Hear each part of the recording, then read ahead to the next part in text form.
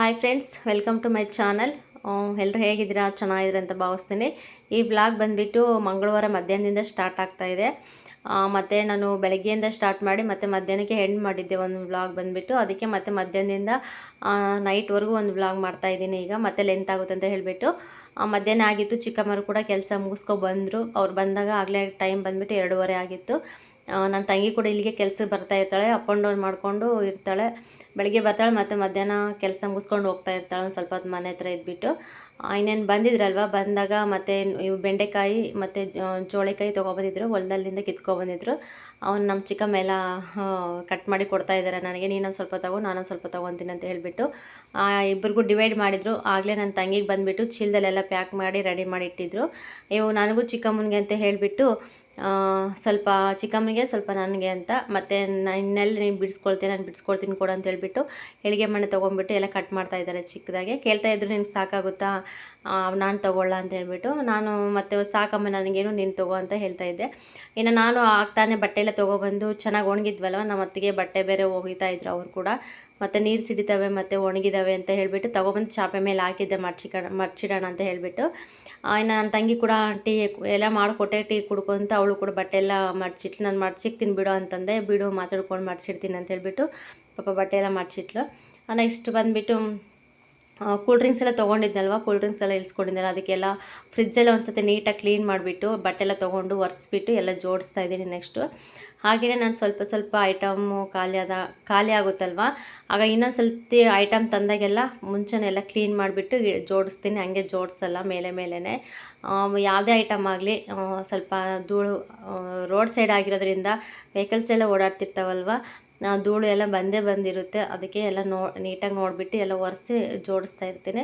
ಅದಕ್ಕೆ ಫ್ರಿಜ್ಜಲ್ಲಿ ಅಷ್ಟೇ ಕೂಲ್ ಡ್ರಿಂಕ್ಸ್ ಎಲ್ಲ ಖಾಲಿ ಆಗಿತ್ತಲ್ವ, ಮತ್ತೆ ಎಲ್ಲ ಒರೆಸ್ಬಿಟ್ಟು ನೀಟಾಗಿ ಇವಾಗ ಕೂಲ್ ಡ್ರಿಂಕ್ಸ್ ಎಲ್ಲ ಜೋಡಿಸ್ತಾ ಇದ್ದೀನಿ. ನನ್ನ ತಂಗಿ ಕೂಡ ಇದ್ಲು, ಇನ್ನೂ ಹೋಗಿರಲಿಲ್ಲ ಅವಳು ಕೂಡ.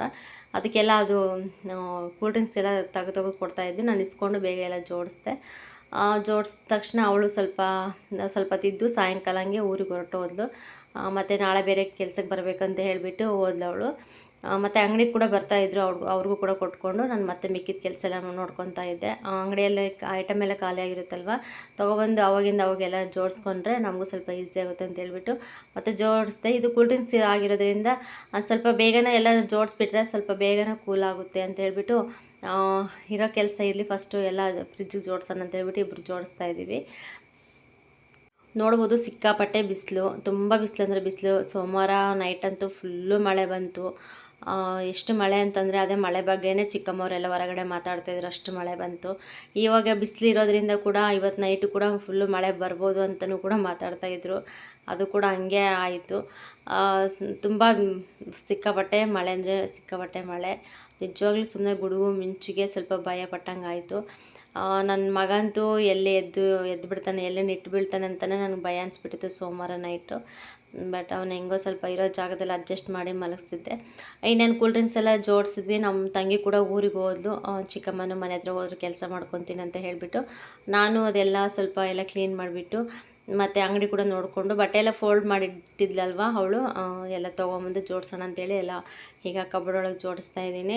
ನಿಜವಾಗ್ಲೂ ತುಂಬ ಚೆನ್ನಾಗಿರುತ್ತೆ, ನನಗೆ ಯೂಸ್ ಆಗುತ್ತೆ ಅಂತ ನಾನು ಏನೋ ಒಂದು ಆಸೆ ಇಟ್ಕೊಂಡು ತೊಗೊಂಡೆ. ಮಳೆ ಬರೋದ್ರಿಂದ ನನಗೆ ಇವಾಗ ಅನಿಸುತ್ತೆ ಯಾಕಾದರೂ ತೊಗೊಂಡ ಪಾಪ ಅಂತ ಅನಿಸ್ಬಿಡ್ತು ಒಂದೊಂದ್ಸತಿ. ಚಪ್ಪರೆ ಎಲ್ಲ ಫುಲ್ಲು ಜೋರಾಗಿ ಮಳೆ ಬಂದ್ರಂತೂ ಸೋರುತ್ತೆ. ಎಷ್ಟು ಗರಿ ಹಾಕಿದ್ರು ಕೂಡ ಅಷ್ಟು ಮಳೆ ಬರ್ತಾ ಇದೆ. ತೀರಾ ಮೀಡಿಯಮ್ ಮಳೆ ಬಂದ್ರೇನು ಅಷ್ಟು ಸೋರೋದೇ ಇಲ್ಲ.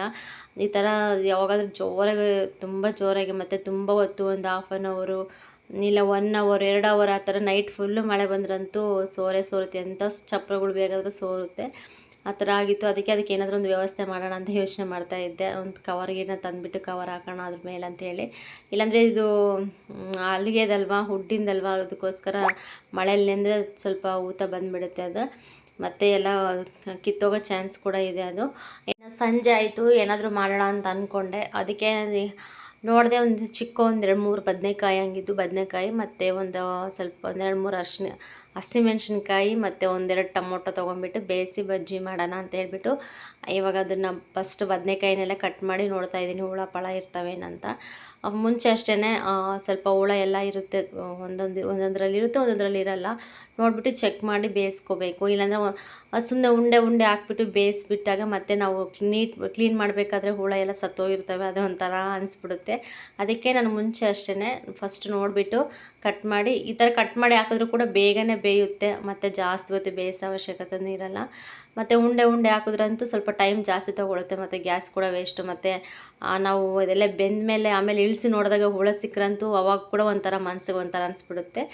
ಅದಕ್ಕೋಸ್ಕರ ಮುಂಚೆನೇ ನಾನೆಲ್ಲ ತೆಗೆದ್ಬಿಟ್ಟು ನೋಡಿ ಆಮೇಲೆ ಹಾಕ್ತೀನಿ. ಮತ್ತು ಒಂದೆರಡು ಟೊಮೊಟೊ ಹಾಕಿದೆ, ಸ್ವಲ್ಪ ಹಸಿರು ಮೆಣಸಿನ್ಕಾಯಿ ಮತ್ತು ಬದನೆಕಾಯಿ ಒಂದು ಹಾಕಿ ಒಂದು ಟೈಮ್ಗಲ್ವ ಸಾಯಂಕಾಲಕ್ಕೆ ಅಂತ ನೈಟ್ಗೆ ಅಂತ ಹೇಳಿಬಿಟ್ಟು ಮಾಡ್ತಾಯಿದ್ದೀನಿ.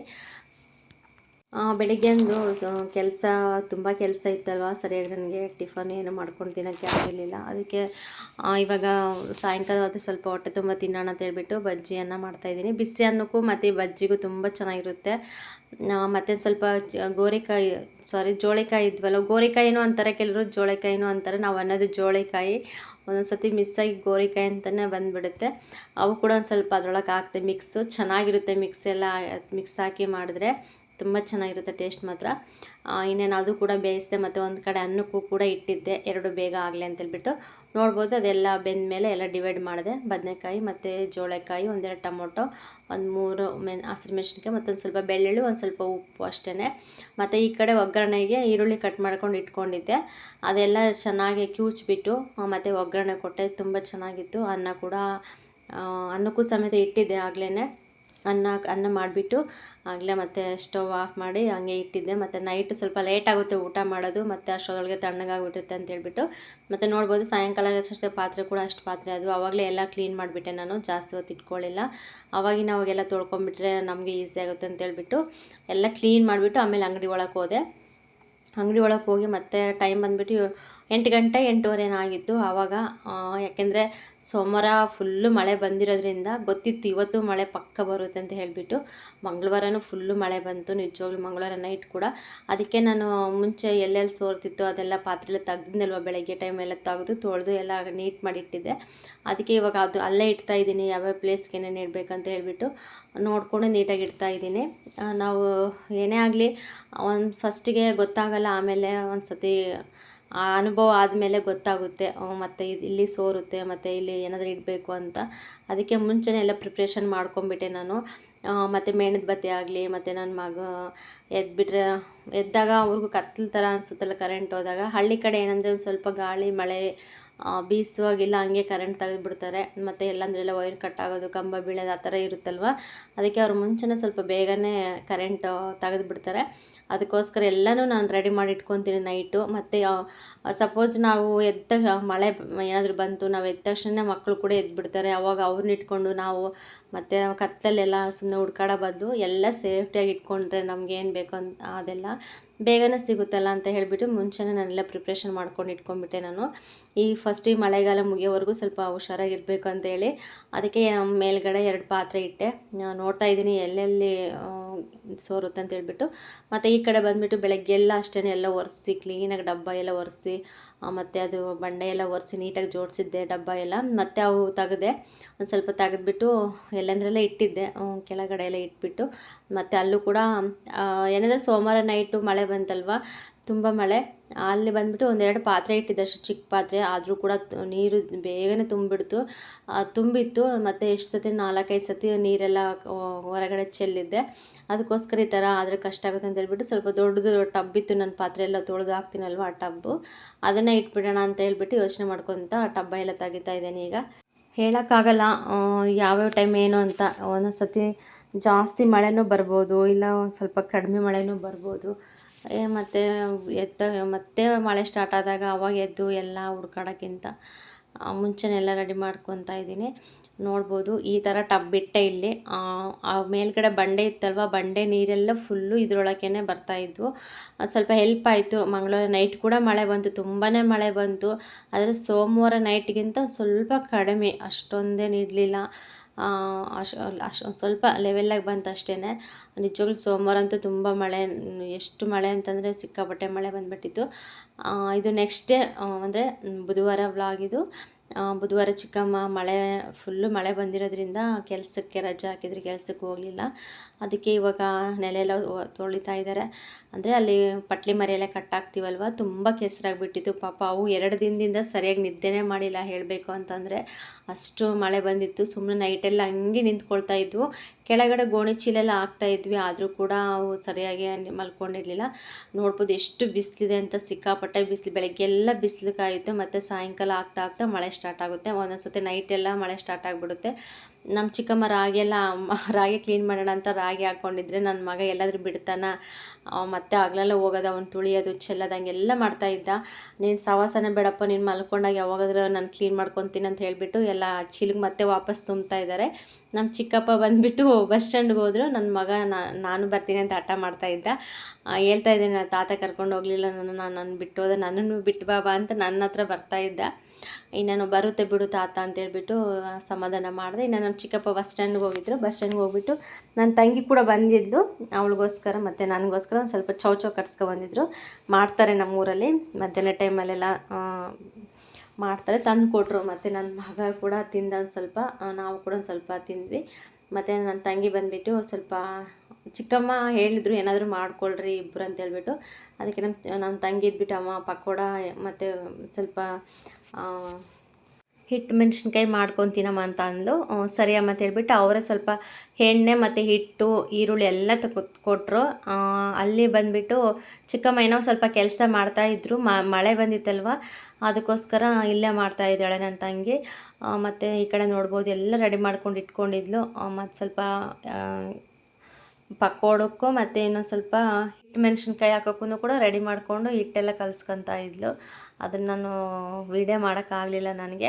ಇನ್ನು ನನ್ನ ಮಗ ಬಂದುಬಿಟ್ಟು ಇವಾಗ ಅಳ್ತಾ ಇದ್ದಾನೆ, ತಾತ ತಂದು ಕೊಟ್ಟಿದ್ನಲ್ವ ನನಗೆ ಕೊಡು ಅಂತ ಹೇಳಿಬಿಟ್ಟು. ಅಲ್ಲಿಗೂ ಮತ್ತು ಅದು ಚೌಚು ಅಂತ ಸ್ವಲ್ಪ ಗ್ಯಾಸ್ಟಿಕ್ ಥರ ಅಲ್ವ, ಮಂಡಕ್ಕೆಲ್ಲ ಹಾಕಿರ್ತಾರೆ, ಅದಕ್ಕೆ ಅದು ಕೊಡೋಲ್ಲ ಜಾಸ್ತಿ ನಾವು. ಅದಕ್ಕೆ ಹಠ ಮಾಡ್ತಾಯಿದ್ದ, ನೀನು ಎಷ್ಟಾದರೂ ಅಳು ಕೊಡೋದಿಲ್ಲ ಅಂತ ಹೇಳ್ಬಿಟ್ಟು ಹಂಗೆ ಸ್ವಲ್ಪ ಸಮಾಧಾನ ಮಾಡಿದ್ವಿ. ನಾವು ನೋಡ್ತಾ ಇರ್ಬೋದು ನನ್ನ ತಂಗಿ ಮತ್ತು ಫಸ್ಟು ಈ ಥರ ಮಾಡ್ತಾಯಿದ್ದಾಳೆ. ಆಮೇಲೆ ನೆಕ್ಸ್ಟು ಪಕೋಡ ಮಾಡೋಣ ಅಂತೇಳ್ಬಿಟ್ಟು ಫಸ್ಟ್ ಹಿಟ್ಟು ಮೆಣಸಿನ್ಕಾಯಿ ಮಾಡ್ತಾಯಿದ್ದಾಳೆ. ತುಂಬ ಚೆನ್ನಾಗೇ ಇದ್ದು, ಮತ್ತು ಸ್ವಲ್ಪ ಖಾರ ಕಡಿಮೆ ಇತ್ತು ಹಸ್ರುಗಾಯಿ, ಹಾಗಾಗಿ ಹಂಗೆ ತಿನ್ಬೋದಾಗಿತ್ತು. ತುಂಬ ಚೆನ್ನಾಗಾಗಿತ್ತು. ಸ್ವಲ್ಪನೇ ಮಾಡಿದ್ದು, ಜಾಸ್ತಿ ಏನು ಮಾಡಲಿಲ್ಲ. ಅವಳು ಒಂದು ಸ್ವಲ್ಪ ಅಲ್ಲಿ ಮಕ್ಕಳಿದಾರಲ್ವ, ಅವ್ರಿಗೂ ಕೂಡ ಒಂದು ಸ್ವಲ್ಪ ತಗೊಂಡು ಹೋದ್ಲು. ಮತ್ತು ನನಗೂ ಸ್ವಲ್ಪ ಉಳಿಸಿದ್ಲು, ಚಿಕ್ಕಮ್ಮರಿಗೂ ಒಂದು ಸ್ವಲ್ಪ. ಅದರೆಲ್ಲ ಇರೋದ್ರೆಲ್ಲ ಅಡ್ಜಸ್ಟ್ ಮಾಡ್ಕೊಂಡ್ವಿ. ಒಂದು 5-6 ಬಂದರೂ ಕೂಡ ಸಾಕಾಗುತ್ತೆ ಅಂತ ಹೇಳ್ಬಿಟ್ಟು ಒಂದು ಸ್ವಲ್ಪ ಅವಳಿಗೆ ಜಾಸ್ತಿ ಕಟ್ ಕಳಿಸಿ, ಯಾಕಂದರೆ ಅಲ್ಲಿ 3 ಜನ ಮಕ್ಕಳಿದ್ದಾರೆ, ಅದಕ್ಕೋಸ್ಕರ ತಿನ್ನಲಿ ಪಾಪ, ಅವ್ರೇನು ತಿನ್ನಲ್ಲ ಅಂತ ಹೇಳ್ಬಿಟ್ಟು ಅಲ್ಲಿಗೆ ಜಾಸ್ತಿ ಕಳಿಸಿದ್ವಿ. ನಾವಿನ್ನೇನು, ನನ್ನ ಮಗನೂ ಜಾಸ್ತಿ ತಿನ್ನಲ್ಲ, ನಾನು ಕೂಡ ತಿಂದರೆ ತಿಂತೀನಿ, ಇಲ್ಲಾಂದರೆ ತಿನ್ನಲ್ಲ. ಚಿಕ್ಕಮ್ಮ ಅಂತೂ ಮುಟ್ಟೋದೇ ಇಲ್ಲ ಅವನ್ನ. ಅಮ್ಮನಿಗೆ ಏನಂದರೆ ಬರೀ ಯಾವಾಗಲೂ ಮುದ್ದೆನೇ ಬೇಕು. ಬೆಳಗ್ಗೆ ಸಾಯಂಕಾಲ ಮುದ್ದೆ ತೋಳಿಸ್ತಾನೆ ಇರ್ತಾರೆ, ಮುದ್ದೆನೇ ತಿಂತಾ ಇರ್ತಾರೆ ಅವರು. ಇಂಥದಕ್ಕೆಲ್ಲ ಜಾಸ್ತಿ ಆಸೆನೇ ಪಡಲ್ಲ, ಇಷ್ಟನೂ ಪಡಲ್ಲ. ಆದರೂ ಮನೆ ಅಂದಮೇಲೆ ಸ್ವಲ್ಪ ಮಾಡಲೇಬೇಕಾಗುತ್ತಲ್ವ, ಅದಕ್ಕೆ ಮಕ್ಳಿಗೋಸ್ಕರ ಏನಾದರೂ ಮಾಡಬೇಕಲ್ಲ, ಏನಾದರೂ ಒಂದು ಸ್ಪೆಷಲ್ಲಾಗಿ ಅಂತೇಳ್ಬಿಟ್ಟು ಮಾಡ್ತಾಯಿದ್ದೀವಿ ಅಷ್ಟೇ. ನಮ್ಮ ಚಿಕ್ಕಮ್ಮನ ಅಷ್ಟೇ, ನಾವಿಬ್ಬರು ಏನಾದರೂ ಕೇಳಲಿ ಇಲ್ಲ ಅನ್ನಲ್ಲ, ಇದ್ದರೆ ಮಾತ್ರ ಏನೂ ಇಲ್ಲ ಅನ್ನಲ್ಲ. ಇಲ್ಲ ಅವ್ರ ಹತ್ರ ಇರಲಿಲ್ಲ ಅಂದರೆ ಇವಾಗಿಲ್ಲ ನೆಕ್ಸ್ಟ್ ಯಾವಾಗಾದರೂ ಮಾಡ್ಕೊಡ್ತೀನಿ, ಇಲ್ಲ ಅವಾಗ ಮಾಡ್ಕೊಡೋರು ಅಂತಂದು ಏನಾದರೂ ಒಂದು ಹೇಳಿ ಸಮಾಧಾನ ಮಾಡ್ತಾರೆ ಅವರು. ನೋಡ್ತಾ ಇರ್ಬೋದು ಬಜ್ಜಿ, ಇದು ಹಿಟ್ಟು ಮೆಣಸಿನ್ಕಾಯಿ ಎಲ್ಲ ಆಯಿತು. ಮತ್ತು ಈಗ ಪಕೋಡಕ್ಕೆ ರೆಡಿ ಮಾಡ್ಕೊತಾ ಇದ್ದಾಳೆ. ತುಂಬ ಚೆನ್ನಾಗಿ ಮಾಡ್ತಾಳೆ ಅಡುಗೆ, ಮಾತ್ರ ಸೂಪರಾಗಿ ಮಾಡ್ತಾಳೆ. ನನಗೂ ಕೂಡ ಅಷ್ಟೊಂದು ಅಡುಗೆ ಬರೋಲ್ಲ, ಅಷ್ಟು ಚೆನ್ನಾಗಿ ಮಾಡ್ತಾಯಿರ್ತಾಳೆ ಅವಳು. ಇನ್ನು ಈ ಕಡೆ ಎಲ್ಲ ಹಿಟ್ಟು ಮೆಣಸಿನ್ಕಾಯಿ ಎಲ್ಲ ಆಗಿದ್ವು, ನೋಡ್ತಾ ಇರ್ಬೋದು ಇಷ್ಟ ಆಗಿದ್ದು. ಇಷ್ಟರಲ್ಲೇ ನಾವು ಡಿವೈಡ್ ಮಾಡಿಕೊಂಡು ಸ್ವಲ್ಪ ಸ್ವಲ್ಪ ಅಂತೇಳ್ಬಿಟ್ಟು. ಮತ್ತು ಪಕೋಡದ್ರಲ್ಲೂ ಕೂಡ ಅಷ್ಟೇ, ಅವಳು ಈ ಕಡೆ ಎಲ್ಲ ಕೆಲಸ ಮಾಡ್ಕೊತಾ ಇದ್ಲು, ಮತ್ತು ನಾನು ಸ್ವಲ್ಪ ಅಂಗಡಿ ಕಡೆ ನೋಡಿಕೊಂಡು ನನ್ನ ಮಗನ ನೋಡಿಕೊಂಡು, ಮತ್ತು ಚಿಕ್ಕಮ್ಮ ಇತ್ತಲ್ಲ, ಸ್ವಲ್ಪ ಮಾತಾಡಿಕೊಂಡು ಅಲ್ಲೇ ನಾನು ಇದು ಮಾಡ್ತಾಯಿದ್ದೆ. ಈ ಕಡೆ ಜಾಸ್ತಿ ವಿಡಿಯೋ ಮಾಡೋಕ್ಕಾಗಲಿಲ್ಲ ನನಗೆ, ಅಂಗಡಿ ಕಡೆನೇ ಸ್ವಲ್ಪ ಜಾಸ್ತಿ ನೋಡ್ಕೊತಾ ಇದ್ದೆ. ನೋಡ್ತಾ ಇರ್ಬೋದು ಪಕೋಡ ಹಾಕ್ತಾಯಿದ್ದಾಳೆ. ಮತ್ತು ತುಂಬ ಮಳೆ ಅಲ್ವಾ, ಮಳೆ ಅಂದರೆ ಸಿಕ್ಕಾಪಟ್ಟೆ ಮಳೆ. ಎಲ್ಲರೂ ಕೂಡ ಬರೀ ಮೀನು ಹಿಡಿಯೋಕ್ಕೆ ಹೋಗಿದ್ರು. ಕೆರೆಯಲ್ಲಂತೂ ಫುಲ್ಲು ಮೀನು ಬಿದ್ದುಬಿಟ್ಟಿದೆ. ಮತ್ತು ಅಲ್ಲಿ ಒಂದು ತೊರೆ ಇದೆ ಅಲ್ವ, ತೊರೆಯಲ್ಲಂತೂ ಚೀಲ ಮೀನು, ಸುಮ್ಮನೆ ಅಷ್ಟು ಮೀನು, ತುಂಬ ಮೀನೆಲ್ಲ ಇಟ್ಕೊಬರ್ತಾಯಿದ್ರು ಸುಮ್ಮನೆ. ನಮ್ಮೂರಲ್ಲಂತೂ ಆ ಮೀನು ನೋಡಿದ್ರೇ ಒಂಥರ ಅನ್ಸೋದು, ಅಷ್ಟು ಮೀನು. ಮತ್ತು ನಮ್ಮ ಅಣ್ಣವರೆಲ್ಲ ಮಾತಾಡ್ತಾಯಿದ್ರು, ಹೋಗೋಣ ಸುಮ್ಮನೆ ಸೊಳ್ಳೆ ಪರ್ದ ಹಾಕಿ ಹಿಡಿದ್ರೆ ಸಾಕು, ಇಷ್ಟಿಷ್ಟ ಮೀನು ಬೀಳ್ತವೆ ಅಂತ ಹೇಳ್ಬಿಟ್ಟು ಮಾತಾಡ್ಕೊಳ್ತಾ ಇದ್ರು ಹೊರಗಡೆನೆ. ಅದಕ್ಕೆ ಹೋಗೋಣ ಅಂತ ಅವರೆಲ್ಲ ಸ್ವಲ್ಪ ಜೊತೆಯಾಗಿ ಹೋಗೋಣ ಸಾಯಂಕಾಲ ಅಂತ ಹೇಳ್ತಾಯಿದ್ರು. ಮತ್ತು ಸೊಳ್ಳೆ ಪರ್ದ ಕೂಡ ಹುಡುಕಾಡ್ತಾಯಿದ್ರು. ಅವ್ರು ಆ ಬ್ಯುಸಿಯಲ್ಲಿದ್ದರು, ನಾವು ಈ ಬ್ಯುಸಿಯಲ್ಲಿದ್ವಿ. ಫೈನಲಿ ನಮ್ಮ ಅಣ್ಣ ಕೂಡ ಹೋಗ್ಬಿಟ್ರು ಮೀನು ಹಿಡಿಯೋಕ್ಕೆ. ಒಂದಿಬ್ಬರಿದ್ರು ಕೂಡ ಸಾಕು, ಆರಾಮಾಗಿ ಜಾಸ್ತಿ ಮೀನು ಬೀಳ್ತವೆ ಅಂತ ಕೂಡ ಮಾತಾಡ್ತಾಯಿದ್ರು. ನೋಡ್ಬೋದು ಲಾಸ್ಟ್ ಪಕೋಡನ, ಅದು ತುಂಬ ಚೆನ್ನಾಗಾಗಿತ್ತು, ಟೇಸ್ಟ್ ಮಾತ್ರ ಚೆನ್ನಾಗಿತ್ತು. ಈರುಳ್ಳಿ ರೇಟ್ ನೋಡಿದ್ರೆ ಗಗನಕ್ಕೆ ಹೋಗಿದೆ. ಈ ಮನೇಲಿ ನಿಜವಾಗ್ಲೂ ಈರುಳ್ಳಿನೇ ಇಲ್ಲ. ಆದರೂ ಚಿಕ್ಕಮ್ಮ ಎತ್ತಿಟ್ಕೊಂಡಿದ್ದಾರೆ, ಅವ್ರ ಹತ್ರ ಇದ್ವೇನೋ ಪಾಪ, ಅವೇ ತಂದು ಕೊಟ್ಟರು. ಕೇಳಿದಾರಲ್ಲ ಮಕ್ಕಳು ಅಂತ ಹೇಳ್ಬಿಟ್ಟು ಅವನು ಕೂಡ ತಂದು ಕೊಟ್ಟರು. ತಗೊಳ್ರಮ್ಮ ಮಾಡ್ಕೊಂಡು ತಿಂದರೆ ಇರಲಿ, ನಾನು ಎಲ್ಲಾದರೂ ಹೋದಾಗ ಈರುಳ್ಳಿ ಕೀಳೋಕ್ಕೂ ಇಲ್ಲ ಕೊಯ್ಯೋಕ್ಕೆ ಹೋದಾಗ ತೊಗೊಂಬರ್ತೀನಿ, ಇಲ್ಲ ಟೆಂಪೋ ಬಂದಮೇಲೆ ಆದರೂ 1 kg 2 kg ತೊಗೊತೀನಿ, ನೀವು ಮಾಡ್ಕೊಳ್ರಿ ಅಂತ ಹೇಳ್ಬಿಟ್ಟು ಒಂದು ಸ್ವಲ್ಪನೇ ಈರುಳ್ಳಿ ಇದ್ದಿದ್ದು ಪಾಪ ಅವು ಕೂಡ ತಂದು ಕೊಟ್ಟು ಹೋಗಿದ್ರು. ಇಂಥ ಟೈಮಲ್ಲಿ ಈರುಳ್ಳಿದೆ ತುಂಬ ಪ್ರಾಬ್ಲಮ್ಮು, ಆದರೂ ಕೂಡ ಕೊಟ್ಟಿದ್ದರು. ಮತ್ತು ಬಜ್ಜಿ, ಮೆಣಸಿನ್ಕಾಯಿ, ಪಕೋಡ ಎಲ್ಲ ಆದಮೇಲೆ ನನ್ನ ತಂಗಿ ಕೂಡ ಊರಿಗೆ ಹೋದ್ಲು. ಆಮೇಲೆ ನೋಡ್ತಾ ಇರ್ಬೋದು ನಮ್ಮ ಅಣ್ಣರು ಕೂಡ ಮೀನಿಗೆ ಹೋಗಿದ್ರು, ಮೀನು ಹಿಡಿಯೋಕ್ಕೆ. ಸುಮ್ಮನೆ ಚೀಲ ಹೋಗ್ಬಿಟ್ಟು ಒಂದು 4 ಜನ ಹೋಗಿದ್ರು. ಮತ್ತು ಎಲ್ರಿಗೂ ಸ್ವಲ್ಪ ಬೇಕಲ್ಲ, ಎಲ್ಲನೂ ಒಬ್ಬರಿಗೆ ಬೇಕಂದರೆ ಆಗಲ್ಲಲ್ವ. ಪಾಪ ಅವರು ಕೂಡ ಕಷ್ಟಪಟ್ಟಿರ್ತಾರೆ, ಹೋಗಿ ಹಿಡ್ದಿರ್ತಾರಲ್ವ, ಅವ್ರಿಗೊಂದು ಸ್ವಲ್ಪ ಇವ್ರಿಗೊಂದು ಸ್ವಲ್ಪ ಎಲ್ಲರಿಗೂ ಸ್ವಲ್ಪ ಶೇರ್ ಮಾಡ್ಕೊಂಡ್ರು ಅವರು. ಮೀನು ನೋಡ್ತಾ ಇದ್ದರೆ ಎಷ್ಟು ಚೆನ್ನಾಗಿದ್ದು, ಇನ್ನೂ ಸ್ವಲ್ಪ ಒದ್ದಾಡವು ನೋಡ್ತಾ ಇರ್ಬೋದು. ಮತ್ತು ಸಂಜೆ ಇನ್ನು 4:30 5 ಗಂಟೆ ಆಗಿತ್ತು ಅಷ್ಟೇ, ಆಗಲೇ ಮಳೆ ಕೂಡ ಸ್ಟಾರ್ಟ್ ಆಯಿತು. ಯಾವಾಗಲೂ ನೈಟ್ ಬರೋ ಮಳೆ ಇವತ್ತು ಸಾಯಂಕಾಲನೇ ಸ್ಟಾರ್ಟ್ ಆಗೋಯ್ತು ಮಳೆ, ತುಂಬ ಮಳೆ. ಫ್ರೆಂಡ್ಸ್, ನಿಮ್ಮ ಕಡೆನೂ ಯಾವ ಥರ ಮಳೆ ಇದೆ ಅನ್ನೋದು ಕಮೆಂಟ್ ಸೆಕ್ಷನಲ್ಲಿ ಕಮೆಂಟ್ ಮಾಡಿ. ಈ ವ್ಲಾಗ್ ಇಲ್ಲಿಗೆ ಎಂಡ್ ಆಗುತ್ತೆ. ಪ್ಲೀಸ್ ಇಷ್ಟ ಆದರೆ ಲೈಕ್ ಮಾಡಿ, ಕಮೆಂಟ್ ಮಾಡಿ, ಶೇರ್ ಮಾಡಿ. ಹಾಗೆ ಯಾರಾದರೂ ಹೊಸ್ದಾಗಿ ನನ್ನ ಚಾನಲ್ ನೋಡಿದ್ರೆ ಪ್ಲೀಸ್ ಸಬ್ಸ್ಕ್ರೈಬ್ ಮಾಡ್ಕೊಂಡು ಚಾನಲ್ ನೋಡಿ, ಮತ್ತು ನನಗೂ ಕೂಡ ಸಪೋರ್ಟ್ ಮಾಡಿ ಅಂತ ಕೇಳ್ಕೊಳ್ತೀನಿ. ವಿಡಿಯೋ ಫುಲ್ಲು ನೋಡಿ, ನಿಮ್ಗೇನು ಅನಿಸುತ್ತೆ ಅನ್ನೋದು ಕಮೆಂಟಲ್ಲಿ ಕಮೆಂಟ್ ಮಾಡಿ ಅಂತ ಹೇಳ್ತಾ ಈ ವಿಡಿಯೋನ ಇಲ್ಲಿಗೆ ಎಂಡ್ ಮಾಡ್ತೀನಿ ಫ್ರೆಂಡ್ಸ್.